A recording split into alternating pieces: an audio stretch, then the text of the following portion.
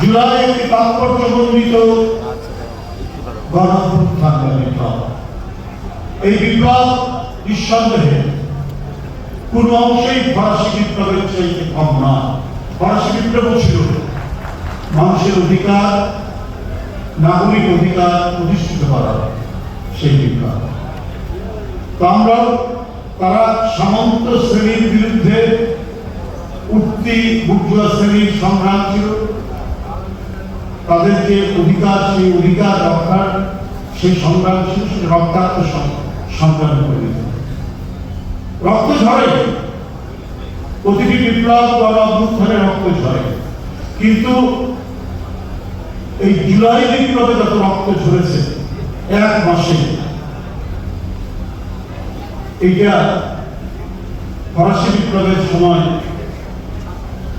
বা পৃথিবীর অন্যান্য যে বিপ্লব মানে এক মাসে এত ঘুরেছে কিনা সম্ভব।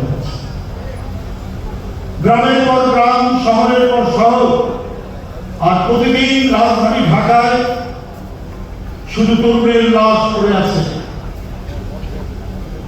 স্কুলের ছাত্র, কলেজের ছাত্র, ইউনিভার্সিটির ছাত্র, সরকারি বিশ্ববিদ্যালয়, বেসরকারি বিশ্ববিদ্যালয়, হাসিনার সমস্ত শৃঙ্খল, সে লোহার শৃঙ্খল, আইন শৃঙ্খল, শৃঙ্খল বারবার সে শৃঙ্খল প্রতিষ্ঠা করছে। আর সেই শৃঙ্খল ভেঙে নিজের জীবনকে উৎসর্গ করে তারা গণতন্ত্র ফেরানোর জন্য, নাগরিক স্বাধীনতা ফেরানোর জন্য, তারা মানুষের কণ্ঠের স্বাধীনতা ফেরানোর জন্য তারা লড়াই করে যাচ্ছে। কি মহিমান্বিত আত্মদান করে। একজন এখানে বলেছেন, আসলে এক বন্ধু গুলিতে পড়ছে, আরেক বন্ধু দাঁড়িয়ে যাচ্ছে সামনে। পুলিশ বলছে নিজেই যে কি করবো স্যার, তার অফিসারকে জানাচ্ছে। একজন গুলিতে পড়ে যায়, আরেকজন এসে দাঁড়ায়। এক বন্ধু পড়ে যায়, আরেক বন্ধু গিয়ে বলে তোমার পানি লাগবে, পানি। এটা পৃথিবীর বিভিন্ন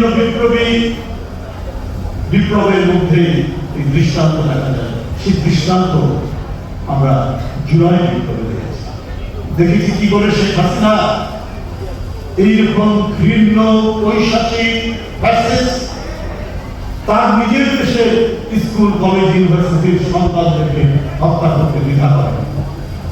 আইন শৃঙ্খলা বাহিনী, নিরাপত্তা বাহিনীর অনেককে ডেকে পুলিশের উদাহরণ দিয়ে বলে যে ওরা পারে, আপনারা পারেন না। অর্থাৎ তুমি মারো, তুমি লাশ ফেলো, তুমি রক্ত ঝরাও, গাড়ি কামানে তোলা, বনে কামানে তোলা, মৃত্যুর উপত্যকা দিয়ে সৈন্যরা ছুটে বেড়াচ্ছে। জুলাই বিপ্লবের সৈনিকরা ছিল তাই ডানে বামে গুলি, আনফার্টেনিশন, উপর থেকে গুলি। তখন হেলিকপ্টার আবিষ্কার হয়নি, প্লেন আবিষ্কার হয়নি। এখানে আরেকটা যোগ হয়েছে। ডানে গুলি, বামে গুলি, সামনে গুলি, পিছনে গুলি, আকাশ থেকে গুলি। তারপরে দুর্দম বেগে এগিয়ে যাচ্ছে এই বাহিনীটা।